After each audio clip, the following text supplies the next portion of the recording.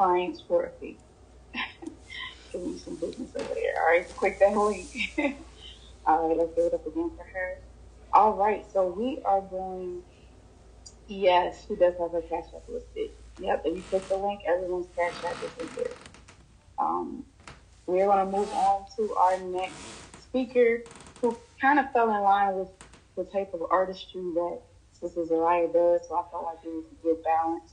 Um, so Brother Alfonso is going to come on and speak about computer science and business.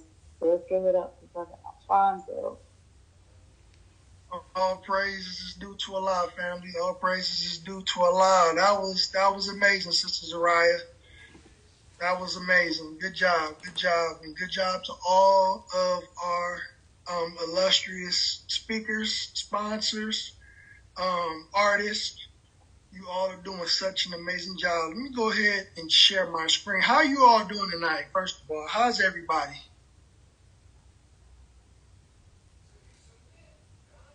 Y'all doing okay? Yes. See, okay. So I'm gonna pull up this PowerPoint presentation that I put together, and we can get started. Like I said, a very, very great seminar. I like to thank Sister Alexia, Sister Erica for putting this on. A lot of great topics. A lot of these different topics can definitely work together in unison. Just give it a second. All these things can be tied together from the business, the wellness, credit. All of these things can work in unison together. And I just want to just add an element to it, from the ground level, that's going to help our community get to the next level. If we can ever get there, so we are just trying to pull up this PowerPoint and get it rocking and rolling. Guess it's because I'm sharing my screen. Okay. We're going to put it in present mode and we're going to go. We're going to rock and roll.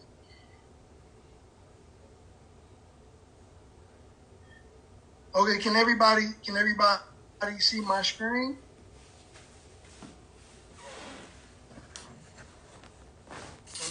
I can't see the comments, so okay, let's see. Okay, wonderful. All praises due to Allah. So yeah, I named this particular presentation The Rise of Black People in Tech and Corporate. So like I stated before, all these things can be tied together when it comes to business, finance, home ownership, wellness, and good health. All these things are tied together, and I think that when it comes to the Black community, we lack financial freedom within our community, and Black people, when it comes to being gainfully employed, we are at a very low percentage when it comes to being gainfully employed.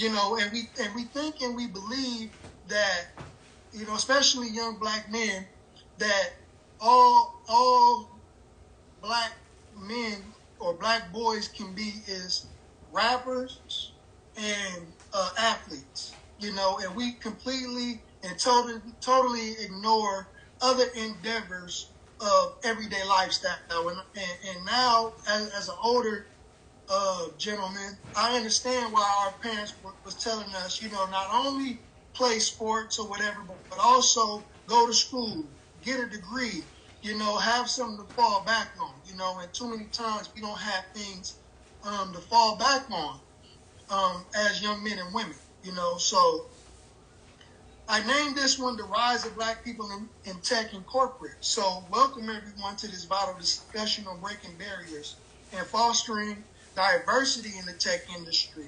Our journey begins by recognizing the pressing need for increased representation of Black professionals in the ever-evolving landscape of technology. Okay? Why? Because when you're dealing with tech is almost in every endeavor, in everyday life.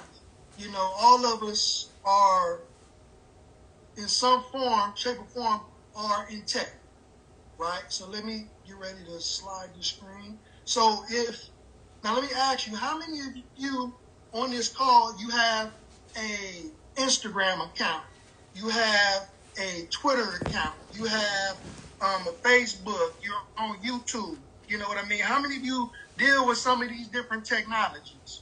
Because if you deal with some of these different technologies, then you are in tech and you don't even know it, right?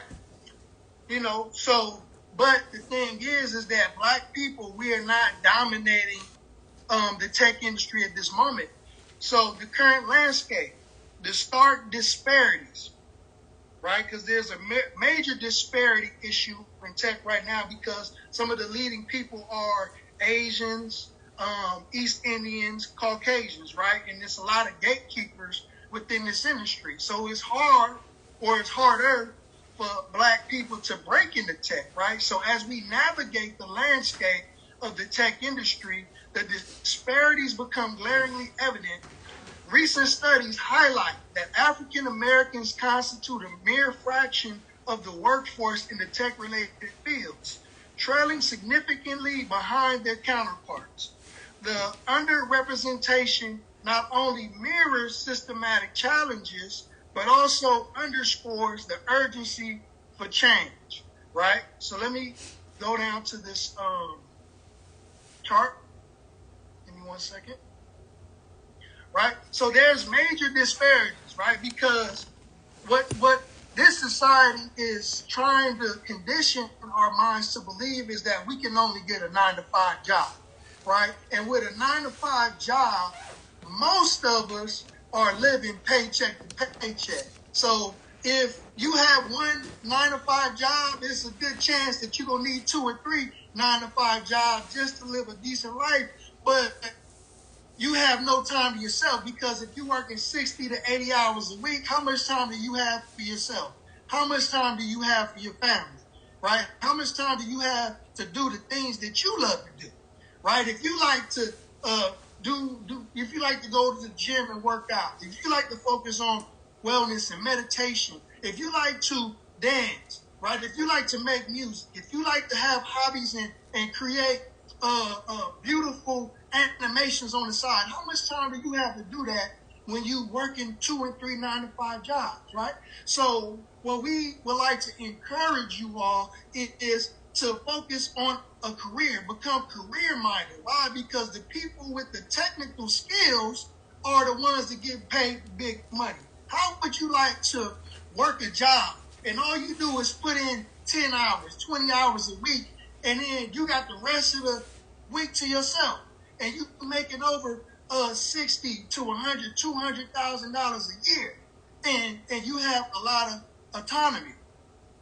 So according to McKinsey.com, there continues to be an opportunity to improve economic mobility for Black people.